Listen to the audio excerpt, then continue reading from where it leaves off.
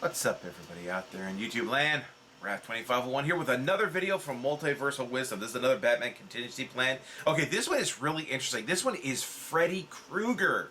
Okay, so this is pretty awesome. He probably should have saved something like this for Spooky Month. Probably should have done, like, you know, Freddy, Jason, Michael Myers, you know, Pennywise or something. I think he did Pennywise. I have to look. I think it's one of the older ones. But still, he should save those for Spooky Month. But still, it's pretty awesome that he's doing this. So let's have a look, see at this one, how Batman would defeat Freddy Krueger. I don't know, Batman is in, like, has such mental conditioning in a dreamscape. I don't think Freddy Krueger could beat him. Batman's mental conditioning is, like, really freaking crazy. Like, we're talking insane crazy. Anyway, let's get started here and go. Contingency plan code Nightmare. Subject Freddy Krueger. Originating as Frederick Charles Krueger, a gardener accused of horrific crimes against children, he was ultimately killed by a vengeful community. But death was not the end. It was merely a transition to a spectral form of existence where he wields control within the dream world. Freddy's primary method of attack is through fear, exploiting his victims' nightmares to exert physical effects on their bodies in the real world.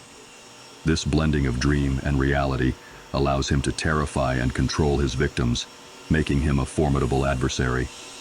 His grotesque appearance, including burnt skin and razor-sharp claws, is a psychological weapon in itself, designed to instill paralyzing fear.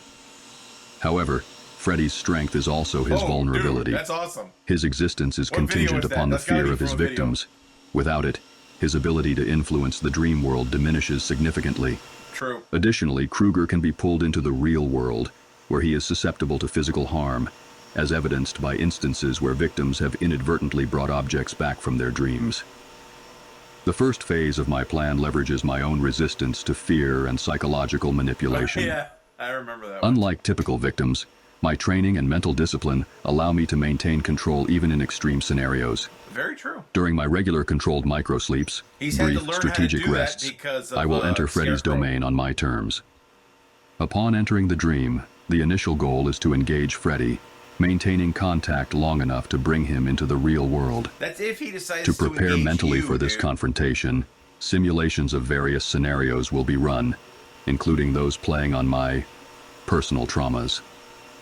This preparation is crucial to withstand Freddy's psychological assaults. To ensure control over these interactions, I will be connected to a sophisticated monitoring system designed to track my vital signs and brain activity. This system is capable of delivering an adrenaline boost to forcibly wake me should the dream escalate dangerously. If Krueger makes contact during these moments, he will be dragged into the physical world. Once in the real world, the environment will be prearranged to exploit Freddy's known aversions and weaknesses.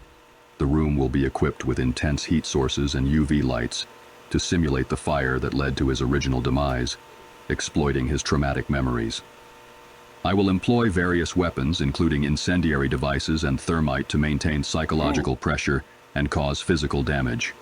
Additionally, in the real world, I will subdue Krueger using a combination of sedatives, such as ketamine and halothane, drugs known for their effectiveness in rapid tranquilization. That'd be interesting. I've never done that in a Understanding movie. that Krueger can never truly be killed as long as he exists within the dream dimension, I will initiate a permanent containment protocol.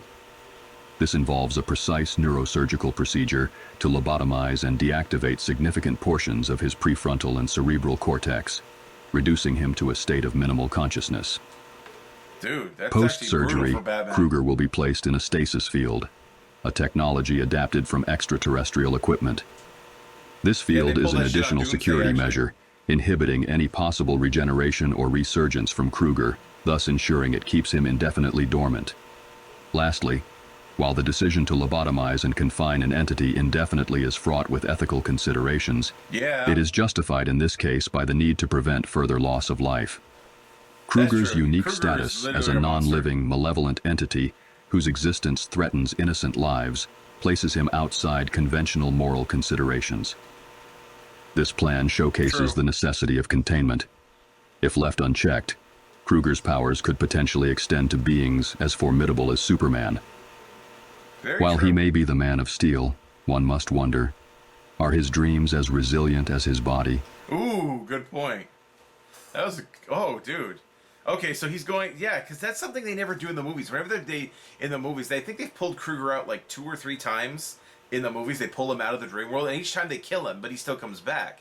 So killing him does, obviously, even pulling him out, it just stops him for a period of time if you kill him in the real world. But you know, they've never gone for permanent containment, like doing something to permanently contain him.